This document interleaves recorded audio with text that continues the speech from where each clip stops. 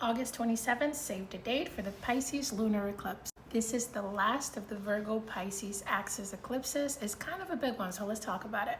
These eclipses go as far back as September 2024. So picture what your life looked like back then and what has shifted until now.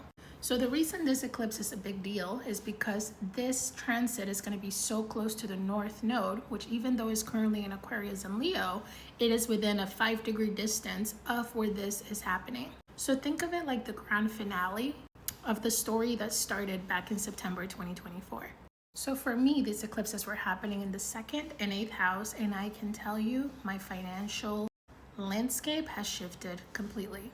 I remember for me, September 2024, I was starting a brand new job. My financial life was completely shifting. I moved into the city of Atlanta, where I was starting to make that transition. I started to make new friends. I started to take more trips, but a lot of it was connected to finances, self-worth, a lot of trauma work that came through.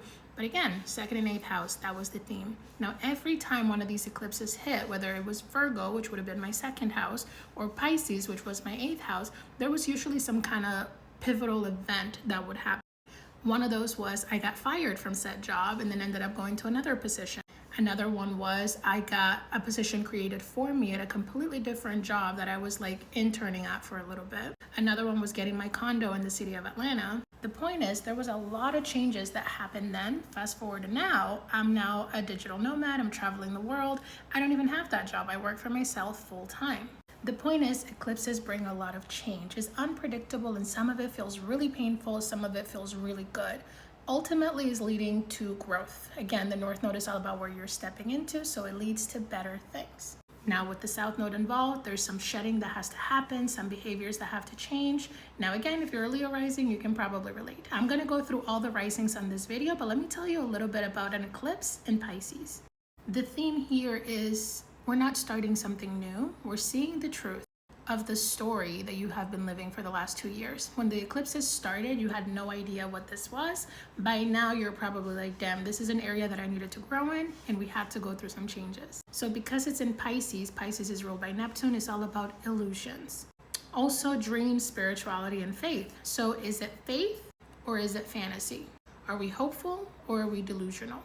Pisces is all about imagination, intuition, spirituality, dreams, compassion, creativity, surrender. So all of these themes would have been coming up in whatever house you have Pisces in. For me, the 8th house. The shadows of Pisces, or the ways that this would have shown up to be like, damn, this is bad, is escapism, idealization, where we're like, oh, we have this idea of how perfect this is going to be, and it really wasn't. Avoidance altogether, overgiving, self-sacrificing, or even wanting something so badly that we convince ourselves is the best thing for us, even though it's not. So by now, this eclipse will show you the difference. So when this peaks next Thursday at around, I think 9:30 Pacific Standard Time, you are going to be fully aware of what shifted, where those illusions have been, and you're gonna kind of see the outcome of this season. Now the North Node brings a lot of hunger, desire for more, right? So because it's in Pisces, it's gonna amplify the desire for whatever house this is in. So example, if it's in your 7th house, maybe a need or a desire for a new relationship. If it's in the 10th house, maybe a desire for your business to work and being really attached to that. If it's in the 4th house or 8th house, it would be, man, I need my breakthrough. What is it that's blocking me from this thing that I want? Why is my home life not working? The thing about hunger is that it's not necessarily bad. We are supposed to lean in towards the North Node and what we're calling in. But Pisces is all about surrender. It's about letting go. It's about going beyond what's expected.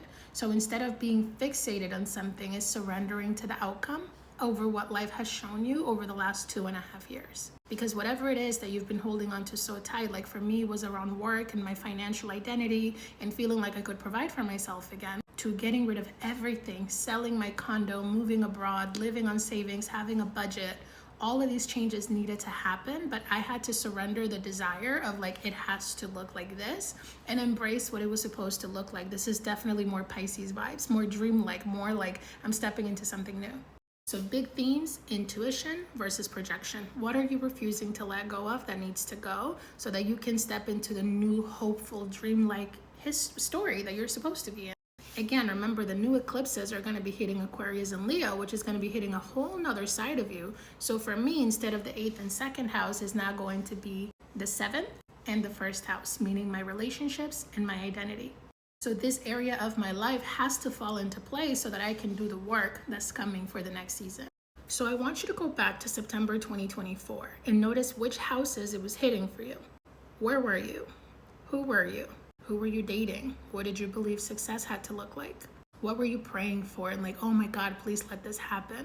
What were you trying to create that maybe you gave up on, or you have just been fighting for 2 years to get it off the ground? The biggest thing is, what did you believe you needed in order to be happy that life is forcing you to surrender, because it's going to peak by Thursday? Maybe something new started. Maybe you fell in love and had a heartbreak. Maybe you started a new career and that wasn't even what you were supposed to be doing, like me. Maybe you lost an identity, a part of yourself. What was it all for? What was it teaching you? What is life helping you surrender so you can step into the higher version? The big thing with this eclipse is the fantasy glasses are going to come off. If you're wearing rose-colored glasses, the illusion is just going to disappear. You're going to have a really hard time continuing to romanticize something that is no longer working for you. Again, relationship, friendship, career, a lifestyle, a spiritual belief, friends, hell, even an identity. The big thing is you might get to a place where you're like, I don't even want this anymore. If you haven't done the work to surrender, by Thursday, you're going to have this sobering realization of like, this isn't even something that I really wanted, but I held on so tight for the last few years. Now, again, if something is working, I believe everything works. It's either working on you or working for you. So for those of us that did surrender, it's working for you because now you step into better. For those of us that were holding on too tight, now it's working on you because it's forcing you to change as a person so you can step into the next version in the next chapter of your life. So closure is not bad. Now this is in Pisces, so it may be a little bit emotional. So expect grief, sadness, a little bit of an emotional outburst of some sort, whether it's the surrendering part and accepting what no longer is, or the having to let go now and making peace with the fact that you were holding on to something that was not meant for you. Because what's meant for you will never ever pass you by. Now, emotions are going to be heightened, but a feeling doesn't always require action. It's okay to feel, it's okay to be a little low for a little bit. Just remember that what goes down always comes back up. Closure isn't about a conversation or saying your piece. Closure is just about accepting what happened, understanding what happened, and being willing to surrender and let go of something when it served its purpose. I think I'm going to do 2 parts because I want to hit the risings, but I also want to prepare you on like what you should do during this eclipse, because it's the perfect time to go deep, go inward, and feel your feeling. I would recommend, since the last eclipse that was on the 12th till basically the 27th, this whole season you're probably being forced to slow down and feel a little bit more. I can vouch for myself. There's a lot of emotional stuff coming up around family, around triggers, and I'm having to sit with those things. Now, maybe for you is a relationship, a job, something that you're grieving, an identity, a version of you, right? Do not force answers. Do not go seeking for something you do not need to know the answer for.